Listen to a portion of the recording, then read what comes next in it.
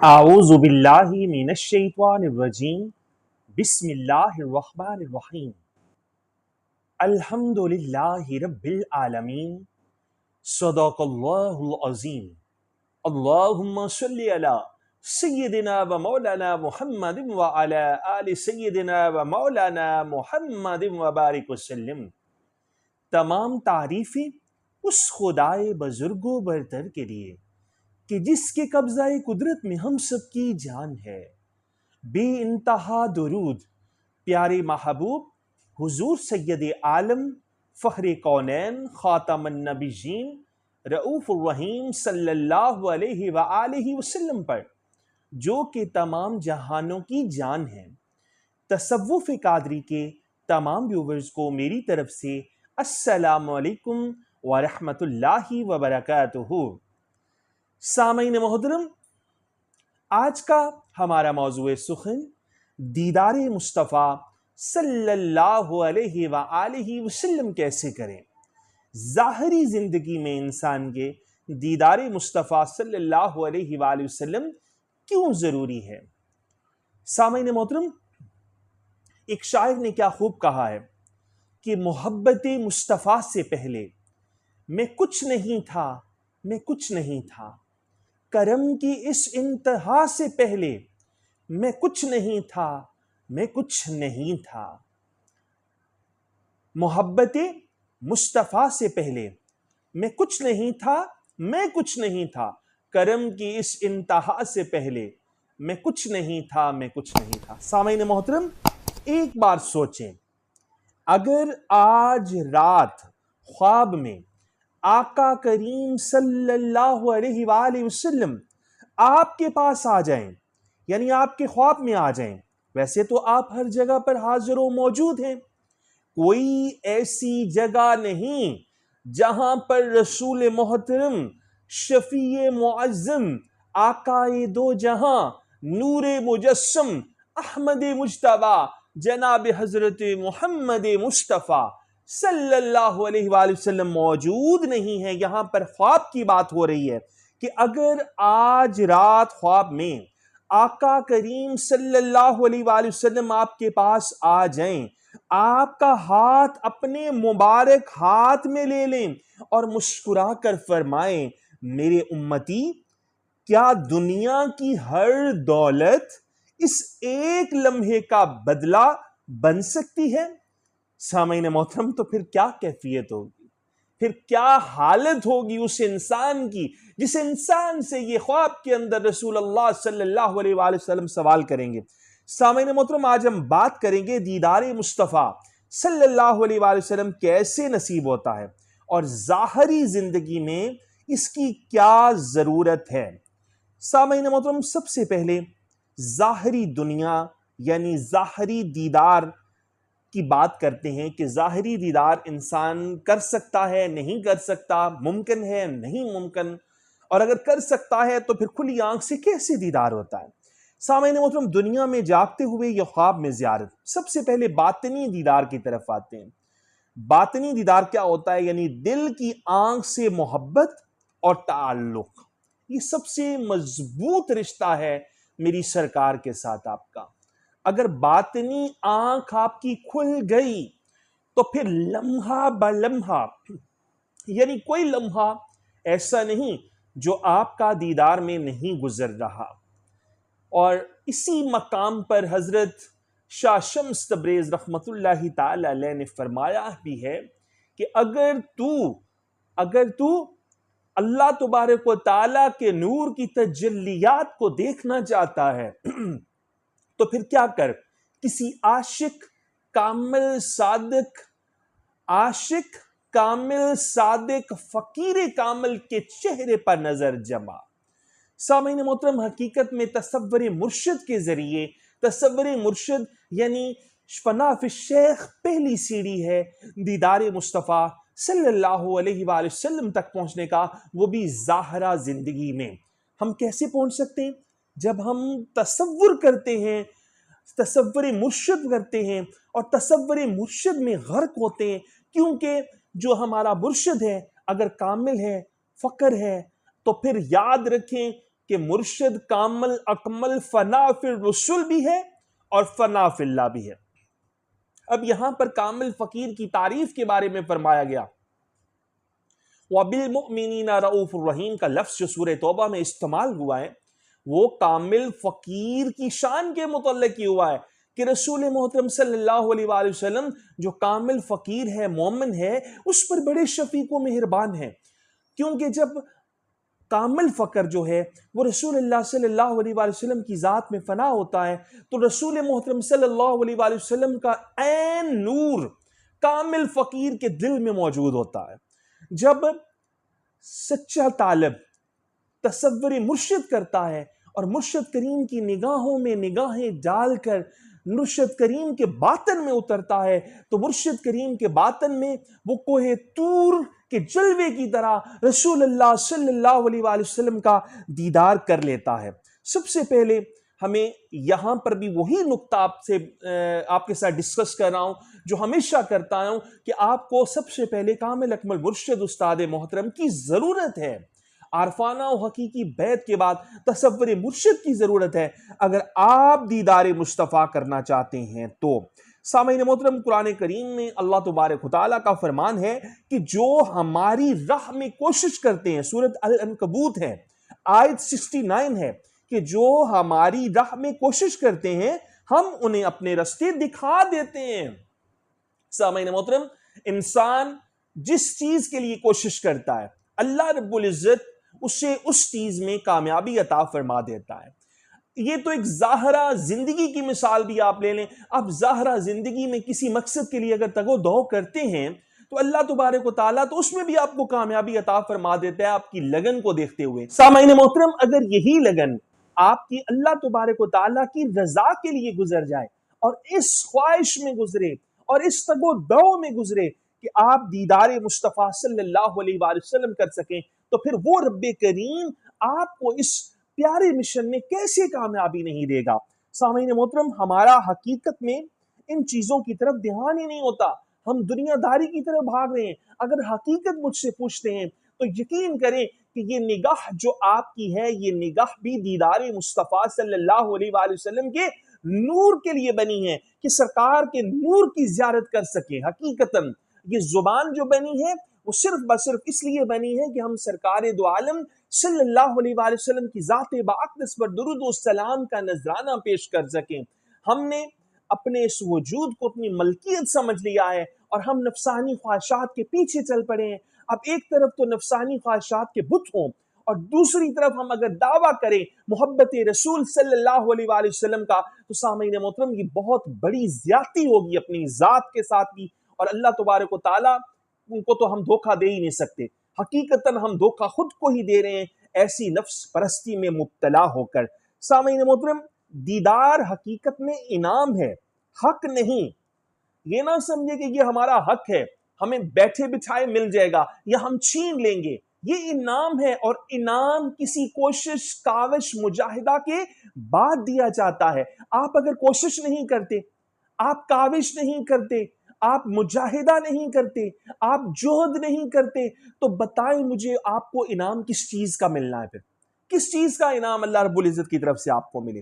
آپ کوشش کریں، مجاہدہ کریں اور اس کے بعد دعا کریں، اللہ تبارک و تعالیٰ آپ کی اس دعا کو قبول فرما لے گا۔ سامعین محترم، اب آتے ہیں کہ دیدار مصطفیٰ صلی اللہ علیہ وآلہ وسلم کیسے کریں۔ سامعین محترم، قرآن کریم میں اللہ رب العزت کا فرمان ہے، قُلْ إِن كُنتُمْ تُحِبُّونَ اللَّهَ فَاتَّبِعُونِي يُحْبِبْكُمُ اللَّهُ، یعنی جسے نبی صلی اللہ علیہ وآلہ وسلم سے محبت ہوگی، یعنی وہ آقا علیہ السلام کی اخلاق حسنہ کو اپنائے گا، حقیقی نماز کو اپنائے گا، اخلاق کو اپنائے گا، تو وہ کیا کرے گا؟ وہ آہستہ آہستہ آہستہ نبی صلی اللہ علیہ وآلہ وسلم کی قربت میں چلا جائے گا، حضوری میں چلا جائے گا، اور آقا علیہ السلام کی رحمت کی نگاہ جب اس پر پڑے گی تو وہ دیدار مصطفیٰ صلی اللہ علیہ وآلہ وسلم کر لے گا۔ سامعین محترم، حضرت سلطان باہو رحمۃ اللہ تعالی علیہ آپ فرماتے ہیں کہ جس نے میرا عشق کمایا اسے محبوب مل گیا، یعنی محبوب کو پانے کے لیے سب سے پہلے عشق کرنا نہیں پڑتا، عشق تو پہلی بات ہے ہو جاتا ہے، اور اس کے بعد عشق ہو جانے کے بعد عشق کو کمانا پڑتا ہے، اور کمائی جو ہے انسان وہ بیٹھ کے نہیں کر سکتا، بلکہ مجاہدے سے ہوتی ہے، کوشش سے ہوتی ہے، محنت سے ہوتی ہے۔ جتنی آپ محنت کریں گے، یعنی جتنا آپ گڑ ڈالیں گے اتنا میٹھا ہوگا۔ سامعین محترم، سب سے پہلے کثرت درود صلی اللہ علیہ وآلہ وسلم۔ آقا علیہ السلام کی حدیث مبارکہ بھی ہے کہ جو مجھ پر جمعہ کے دن 80 بار درود پڑے اس کے 80 سال کے گناہ معاف کر دیے جاتے ہیں۔ اللہم صلی علی سیدنا و مولانا محمد وعلی آل سیدنا و مولانا محمد وبارک وسلم۔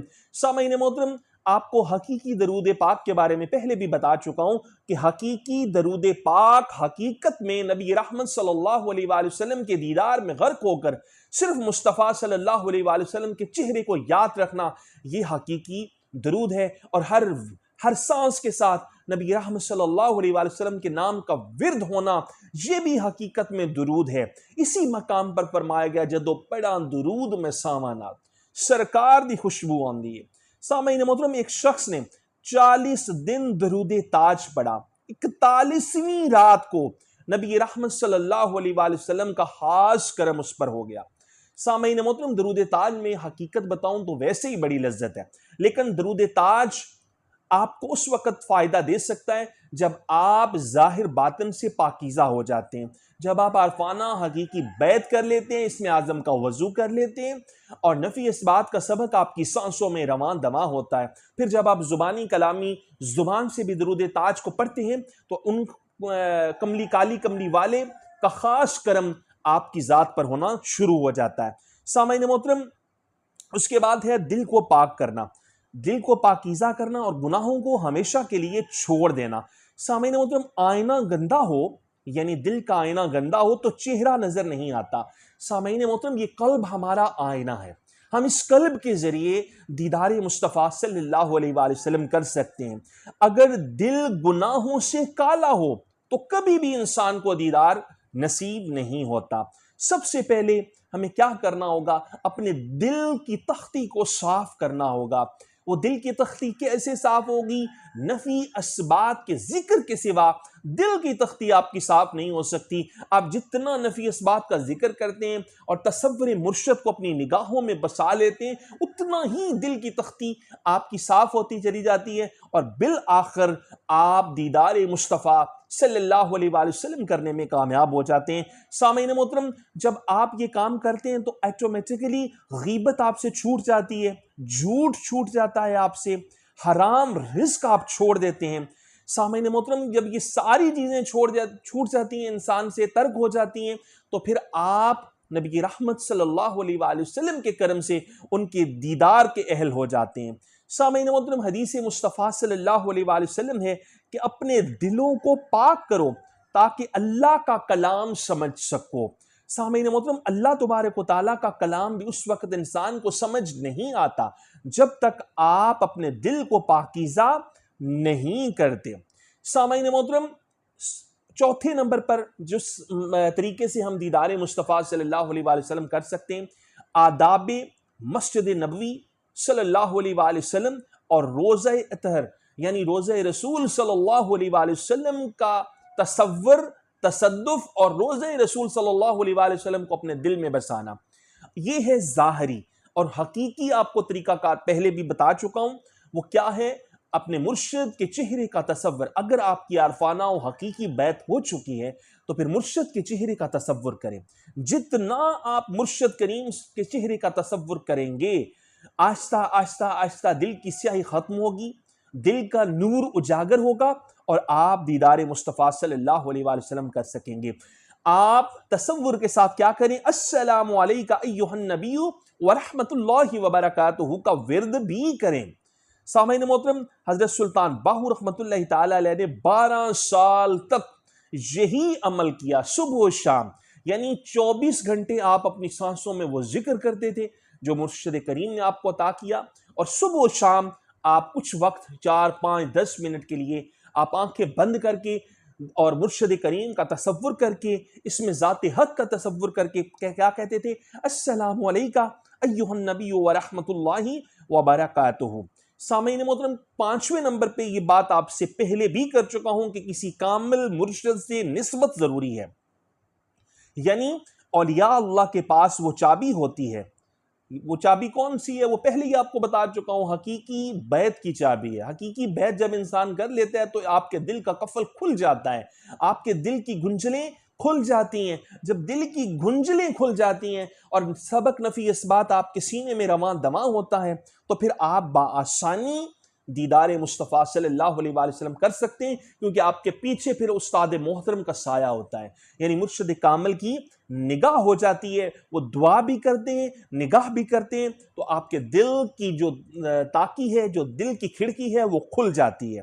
سامعین محترم، مرشد کامل کی صحبت میں رہ، وہاں دیدار کی گھڑیاں ہیں۔ یہ حضرت سلطان العارفین کا فرمان ہے کہ مرشد کامل کی صحبت میں رہ۔ اب صحبت ہم اکثر ہی کیا کرتے ہیں؟ نفی اس بات کا سبق لیتے ہیں اور پھر چلے جاتے ہیں، اور پھر مرشد کریم کی ظاہری صحبت سے دور رہتے ہیں۔ حقیقت آپ کو بتاؤں کہ جتنا ہم مرشد کریم کی ظاہری صحبت میں بیٹھیں گے اتنا ہی ہمیں فائدہ ہوگا۔ مرشد کامل کی ظاہری صحبت میں رہ، وہاں دیدار کی گھڑیاں ہیں۔ سبحان اللہ۔ سامعین محترم، ظاہری زندگی میں دیدار کیوں ضروری ہے؟